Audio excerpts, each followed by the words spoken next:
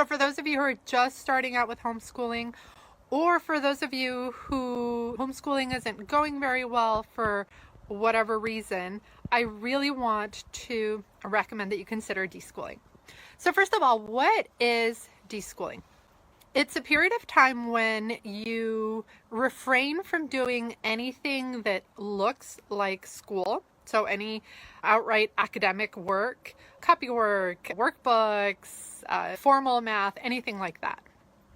And instead, you really follow the child's interest. The idea behind deschooling is that you want to break the preconceived notions that your child has, and honestly that you have too, about what education really is, right? For most of us, education is something that happens in a school at a particular time of the day with an adult telling us what to do. That was our experience of education or of schooling.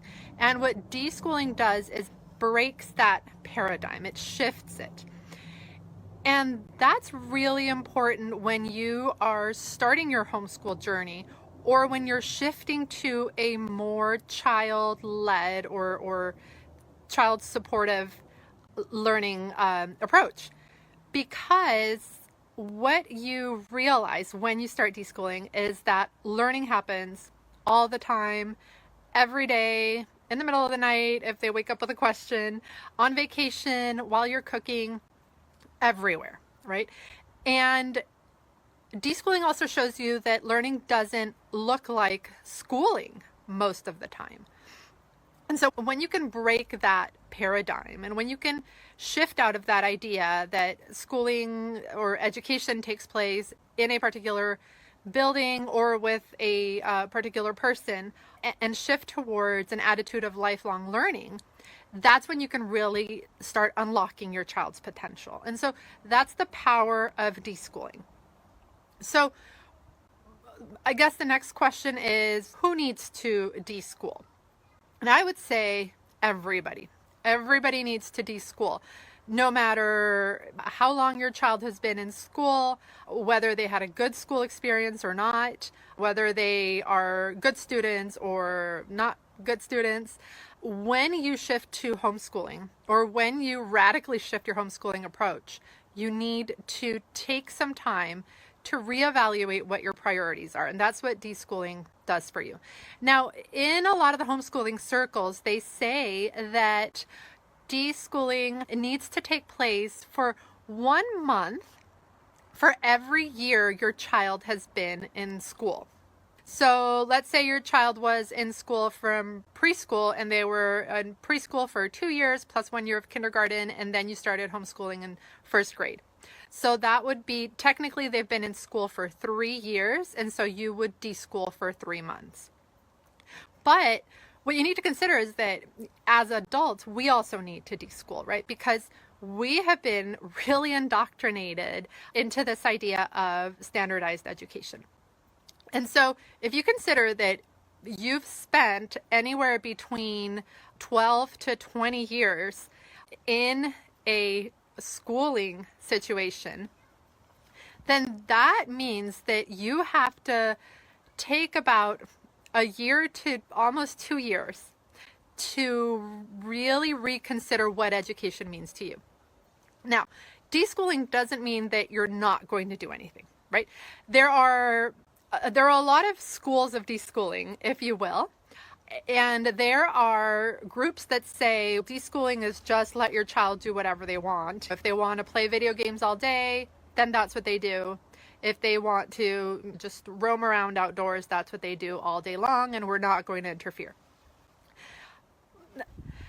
I don't really think that's very effective if your goal is to establish a strong connection with your child, because that's one of the goals of deschooling, is to shift that connection that you have with your child, to make it a lot stronger, a lot healthier, because through that connection is where you're going to be able to then guide their learning and support their learning. For me, and for a lot of people that do deschooling, Deschooling really means slowing down, right? It means not having a schedule where you're not going to be doing language at 9, math at 10, and lunch at 12. It means really slowing down and taking the time to see what works for your family. When it comes to routines and rhythms, start noticing, is your child an early riser, or does your child need to sleep in until 9 or 10? Right?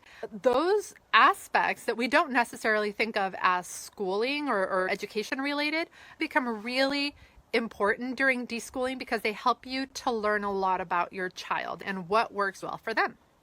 Consider your routine. Does your child need to eat as soon as they wake up? Or do they like to skip breakfast and just wait until lunch? When is your family meal going to be? Because so much learning happens during that family meal. So a big part of deschooling is thinking about your rhythm and routine, noticing what's working, noticing what's not, and adjusting. Another part of deschooling is noticing what is happening with your home environment, with your learning environment. So noticing, what does your child gravitate towards? If they love to read, do they need a reading corner? Would that increase the amount of time that they spend reading? If they like listening to audiobooks, do they need headphones? Do they need a quiet corner where they can go? If they are into gardening, do they need gardening tools? Can you go outside more? Can you do more hiking? Can you explore your neighborhood? So really planning out what your environment is going to look like. What do you want your homeschool environment to look like? That's what you start strategizing during the deschooling process, right? And when you're deschooling, you're really noticing how your child learns best. You will notice maybe they're very much a hands-on learner and they want to break everything down, or they're cooking and building things all the time. Or maybe they're more of an auditory learner, and so they're listening to audiobooks and they love podcasts and they like to watch documentaries. And so those are all things that your child can do while they are deschooling. So it doesn't mean that they're not learning. It doesn't mean they're not growing. It just means that you're shifting the definition of learning, of education, of schooling. Now that we've talked a little bit about the prepared environment and a little bit about the rhythm that you're going to be establishing, let's talk about what things you can do during deschooling.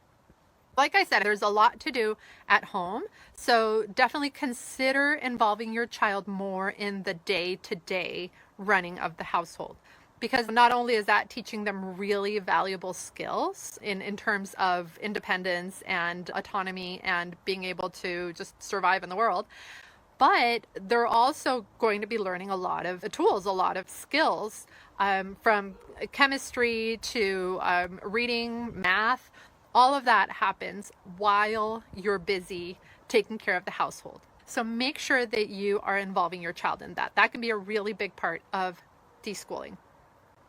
Another big part of deschooling is playing with your child, because we want that connection to take place. We want them to get to know you, and you want to get to know them. That is a powerful part of the deschooling process.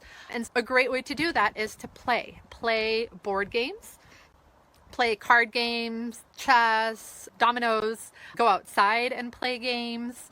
Just spend time playing. To children, it's play, but there's a lot of learning that takes place there. And you're also establishing the adult-child relationship in your home, where you are showing them that you know certain things and that you're going to share them with them, and they know certain things that they're going to share with you, and you're going to explore certain things together. So if you see, you're setting an expectation for how your learning relationship, your homeschooling relationship is going to work in the future.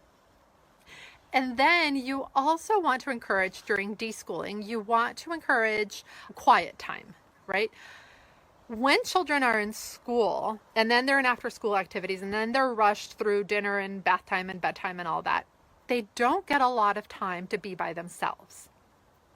And being by yourself is a really valuable and essential opportunity, because that's how you get to figure out who you really are.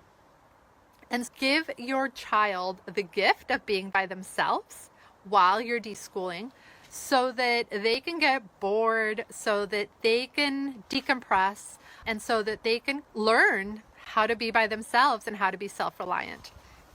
And then really start learning about your community and what learning opportunities are available in your community. You can start exploring museums, workshops, libraries, all sorts of wonderful places where learning happens, and it happens organically, right? It doesn't necessarily have to be a class that you sign up for. It can just be going to the museum and exploring something that your child is interested in.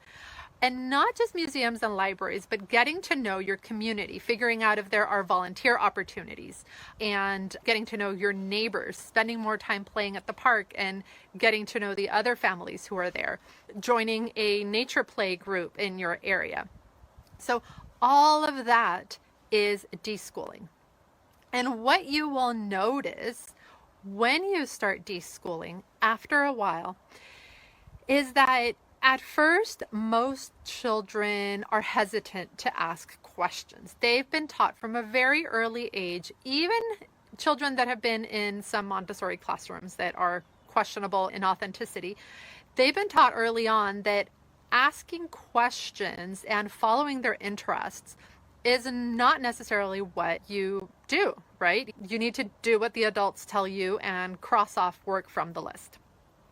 And deschooling is a wonderful time for children to start learning that they are free to ask questions, that their questions matter, and that their questions are the pathway to their own education, their own learning. And really honor and celebrate anytime they ask a question. Set up a wonder wall, a place where you can pop up their questions on sticky notes and then look them up together. Talk a lot about emotional intelligence. Use the positive discipline videos that I've been sharing to really level up your emotional intelligence game and share with your child those skills. Take time to establish a culture of emotional intelligence in your home while you are deschooling, because that's going to really help you a lot once you start getting into more formal learning. And so let's talk about how to shift from deschooling to more formal learning. After a while, you'll start noticing, like I said, your children are going to start asking questions, and they're going to be excited to look up the answers, and they might want to write them down. They might want to share them with other people, and then they might have questions related to math. And then they'll realize that they need those skills in order to find answers to their questions. And before you know it, boom, you are homeschooling, right? Before you know it, you're pulling out a material and explaining how to use multiplication to solve that really big question that they had, or adding up all the miles that you did during your road trip. And it can be really organic. And because you have established a strong relationship with your child, when it's time to start introducing some of the less exciting aspects of homeschooling, so for example, handwriting practice or math practice, things like that, you'll have a really strong connection with them. They will know that you are on their side.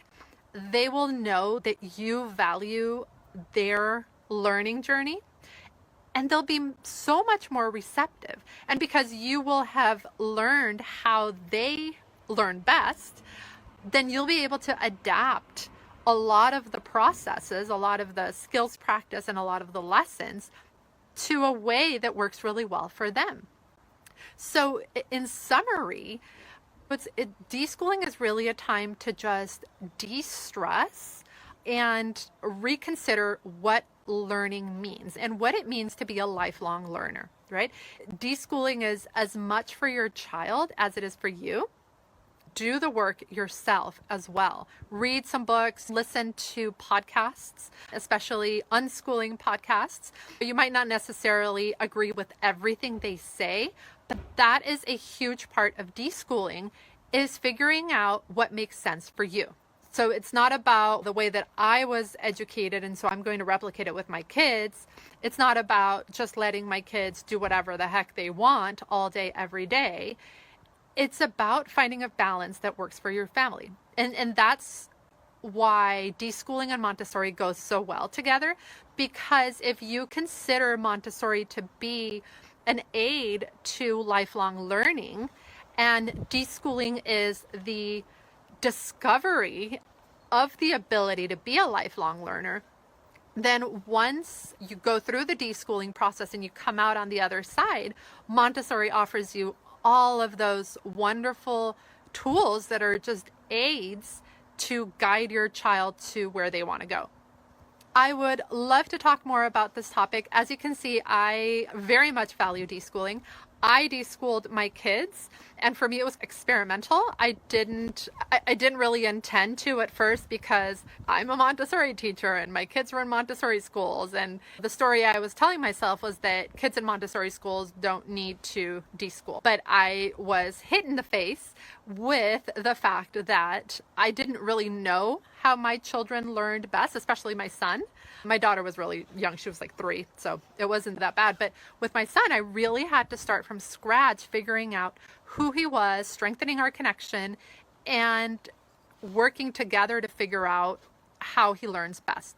And so I ended up deschooling, for almost a year, about 9 months. And we were really fortunate because we moved to LA for the summer, and so we rented a house for 8 weeks. I had no Montessori materials, just a few library books and some dollar store supplies. And so that was our deschooling process, de facto deschooling, because I had no materials, I had no routine.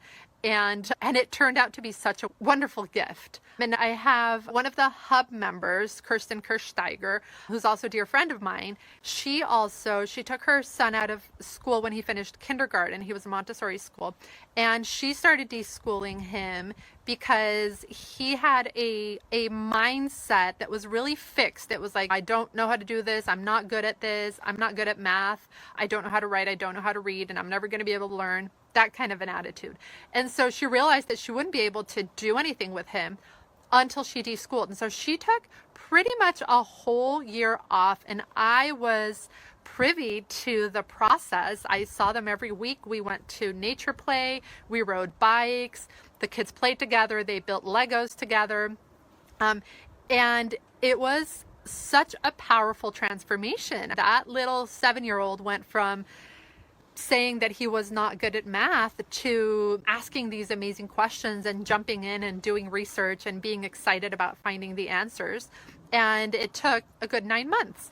And one thing that I forgot to say was play with your child. Play Legos, play Hot Wheels, play dolls, play stuffed animals, play with Play-Doh, make mud pies. Whatever they want to play, that's what you play. And there's a lot of reasons for that. On the one hand, you're telling your child that you're interested in what he or she loves. And when you do that, then your child is much more likely to be receptive later on when you are sharing what you feel is important, right? Including academics and things like that. So that's one reason. Another reason is because obviously you're connecting, you're showing them that you love them, that you love spending time with them, and that is so valuable. And also, to me, the biggest thing that I discovered when I stopped and I took the time to play with my child was that I realized how much learning takes place. And I know you hear about it a lot, as play is the work of childhood and all of that. But oh my goodness, when I started just watching, just observing objectively, like a scientist would, observing how my child played with Legos. I mean, how my little 3 or 4-year-old play with Legos. And the amount of reasoning and math and planning that goes into it was mind-boggling. Same with Hot Wheels, just building a track. Like my son would create a little track and try to shoot a little Hot Wheels car into a garbage can down the stairs. And all of the planning and troubleshooting and frustration and trying it again and then celebrating his success. If that's not learning, what is, right? So it doesn't mean that when you deschool, you're not going to learn. It doesn't mean that you're not going to be teaching. It doesn't mean that your child's not going to be learning. What it means is that it's just going to look completely different than probably what you thought homeschooling was going to be. And tell stories. Deschooling is a great opportunity to practice telling stories, to read books, to do daily read alouds for hours and hours on end. We used to read entire novels in 2 days, just sitting and reading for hours.